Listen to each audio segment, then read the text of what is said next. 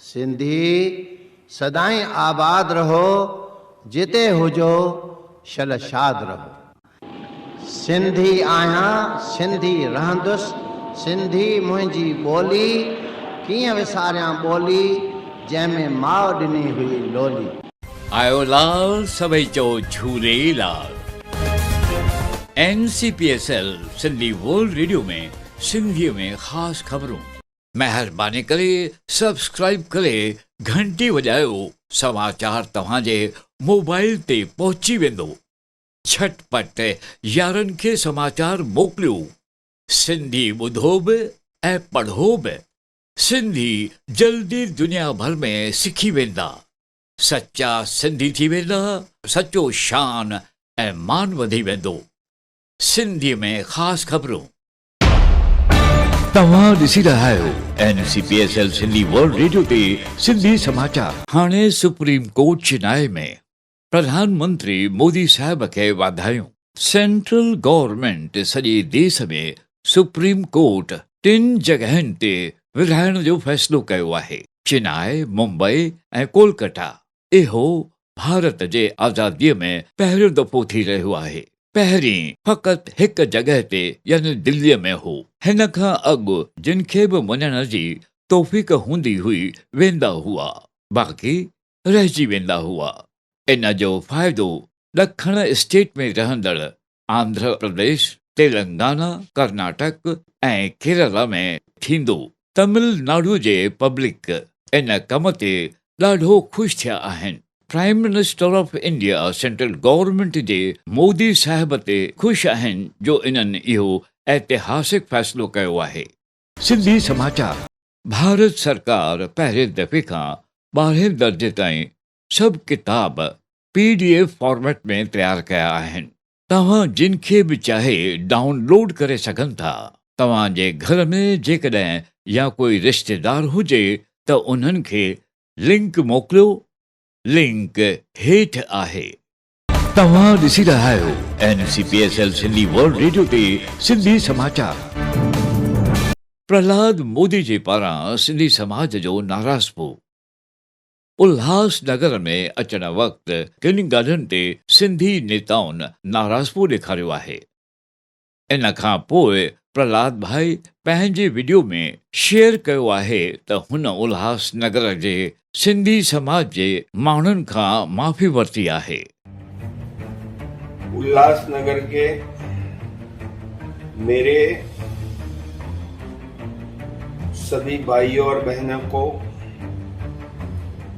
प्रहलाद मोदी का प्रणाम। उल्लासनगर का मेरा प्रवास बहुत यादगार रहा।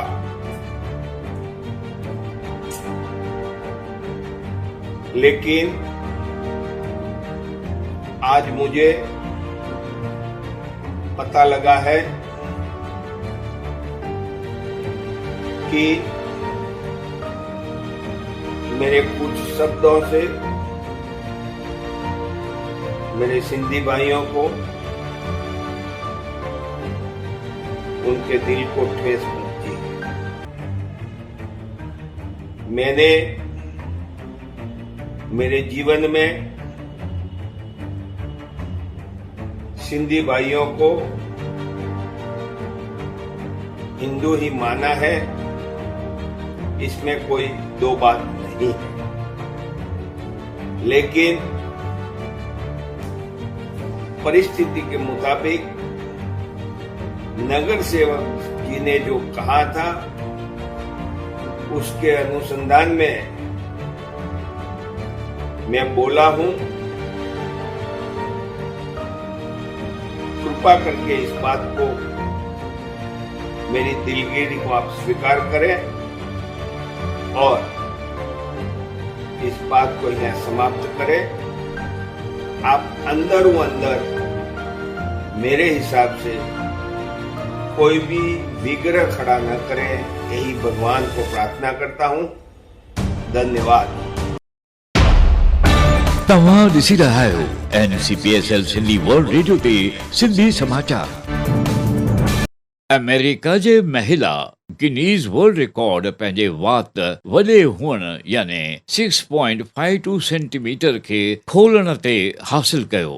समंता रैम्सडेल USA जे कनेक्टिकट जी आहे। वॾो वात 6.52 सेंटीमीटर्स ॾेखारियो। हिन जी उमिरि 31 साल आहे। पहिरीं हिन खे वॾे वात हुअण जे करे ख़ौफ़ लॻंदो हो, हाणे ख़ुशि थी रही आहे। हिन जो वात दुनिया में वॾो आहे। टोक्यो ओलंपिक ब्रॉन्ज मेडल जॾहिं PV सिंधु पहुची दिल्ली एयरपोर्ट ते पहुती, उन वक़्तु हिन जो स्वागत कयो India badminton association general secretary Ajay Kumar. उन सां गॾु हो साउथ कोरियन कोच ताई सेंग। सिंधुअ ॿ दफ़ा ओलंपिक में मेडल हासिल कयो आहे। उन खां पोइ डैडी PV रमन मोटिवेट कंदे चयो, think you are giving me a gift. इनाम पाइण खां पोइ मूंखे हीअ गिफ्ट ॾेई रही आहीं। तूं रांदि कर त सॼे देश खां तोखे आसीस मिलंदी। इन खां पोइ प्रधानमंत्री मोदीअ सां मिली। हुन ट्वीट कंदे चयो, she is pride of India. Bharat लाइ हीअ शान आहे। हिन खां अॻु रियो ओलंपिक में बि हिन खे सिल्वर मेडल हासिल थियो हो। प्राइम मिनिस्टर मोदी साहिब जो मन की बात, उन में हुन कारगिल जे शहीदनि खे ट्रिब्यूट ॾिनियूं, टोक्यो खिलाड़ियुनि खे शाबाश ॾिनी, ज़ोर ॾिनो नेशन फर्स्ट, ऑलवेज फर्स्ट। हुन चयो, हींअर 75 साल आज़ादीअ जो हलंदो। हर नागरिक इहो सोचे भारत जोड़ो आंदोलन इहो ईअं जीअं महात्मा गांधी चयो हो, भारत छोड़ो आंदोलन। भारत छोड़ो आंदोलन तंहिं वक़्त जो नारो हो ऐं हाणे आहे भारत जोड़ो आंदोलन। तव्हां ॾिसी रहिया आहियो NCPSL सिंधी वर्ल्ड रेडियो ते सिंधी समाचार। Maharashtra chief minister Uddhav Thackeray, union minister Narayan Rane ऐं रामदास अठावड़े महाराष्ट्र जे कोंकण तबके में विया, जिते भयंकर ॿूॾ पई हुई। अखंड भारत टोक्यो ओलंपिक में जेको चयो वियो हो सो कयो वियो। हर भारत हाणे फ़ख्रु महसूस करे रहियो आहे। 41 सालनि खां पोइ ब्रॉन्ज मिलियो आहे। भारत जे शेरनि जर्मन खे हारायो आहे 5 पॉइंट्स खां, ऐं इन सां गॾु 23 सालनि जे रवि दहिया खे सिल्वर फाइनल मिलियो आहे। हीअ रांदि 57 किलोग्राम वारी हुई। तमामु ज़रूरी ॻाल्हि, पंहिंजे रसोईअ में डॉक्टर खे सुञाणो। जेकॾहिं तव्हां रसोई घर में डॉक्टर सुञातो त उन लाइ तव्हांखे काई फी बिल्कुलु न आहे। सेंधो लूणु खाओ, थायराइड ऐं BP सां बचो। पेट बि साफ़ रहंदो आहे। ॾियों, रिफाइंड तेल न खाओ। इन जी जाइ ते सरसों, मूंगफली, नारेल तेल खाओ। बीमारी दूर रहंदी।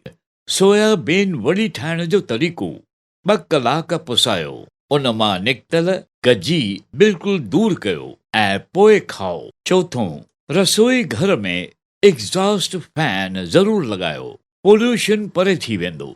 5, मिठे लीम जो पत्तो ऐं कढ़ी पत्तो ज़रूरु इस्तेमालु कयो, तंदुरुस्ती वधंदी आहे। रोज़ में खाधे जो वक़्तु मुक़ररु कयो, विच में खाइणु न खपे। 7, खाइण वक़्तु ॻाल्हायो न, इन सां खाधे में ताक़त मिले थी। 8, खाधे खां पाणी 1 कलाक पहिरीं पियो ऐं वरी पियो त बिल्कुलु खाधे खां 1 कलाक पोइ। पाणी खाधे जे विच में न, खाधे खां यकदम पोइ खाईंदा त ज़हर। खाइण वक़्तु घणी प्यास लॻे, थोरो गरम पाणी हुजे त हले, थधो पाणी बिल्कुलु न। 10, ॾही सुबुह जो त अमृत, मंझंदि जो ठीकु आहे, राति जो त ज़हर आहे। 11, नाश्ते में अंकुरित स्प्राउट शामिल कयो। उन सां ताक़त, विटामिन ऐं फाइबर तव्हांखे बिल्कुलु मुफ़्त में मिलंदो। ॿारहों, खंड घटि में घटि खाओ। वॾी उमिरि में हॾा कमज़ोर थी वेंदा आहिनि। इन जे बजाए तव्हां ॻुड़ खाओ, केमिकल न। तेरहों, खाधे में छौंक में राईअ सां गॾु कलौंजा विझण सां तमामु फ़ाइदो आहे। 14, किचन में हिकु डस्टबिन हुजे, हिकिड़ो अंदरि हिकिड़ो ॿाहिरि। राति जो सुम्हण खां अॻु में कचिरो ॿाहिरि कढी छॾियो। 15, करेला, मेथी ऐं मूरी इहे ज़रूरु खाओ, इन्हनि सां खून साफ़ थींदो आहे। 16, पाणी मटके जे पाणीअ खां वधीक न पियो, हाज़मे ते बुरो असरु पवंदो आहे। 17, पाणी फिल्टर RO नुक़सानकार आहे, UV वारो पियो। 18, इहो ध्यानु ॾियो त आचार हुजे त उन में कलौंजो ज़रूरी आहे, न हूंदो त नुक़सानु थींदो। माइक्रोवेव प्रयोग न कयो, कैंसर जो असरु थींदो। खाइण जूं शयूं, आइसक्रीम घटि खाओ, हाज़मो ख़राबु कंदो आहे ऐं ॾंद बि ख़राबु थी वेंदा आहिनि। समाचार पूरो थियो। नमस्ते। सिंधी सदाईं आबाद रहो, जिते हुजो शलशाद रहो। सिंधी आहियां, सिंधी रहंदुसि, सिंधी मुंहिंजी ॿोली, कीअं विसारियां ॿोली जंहिंमें माउ ॾिनी हुई लोली। आयो लाल सभई चओ Jhulelal. NCPSL Sindhi world radio में सिंधीअ में ख़ासि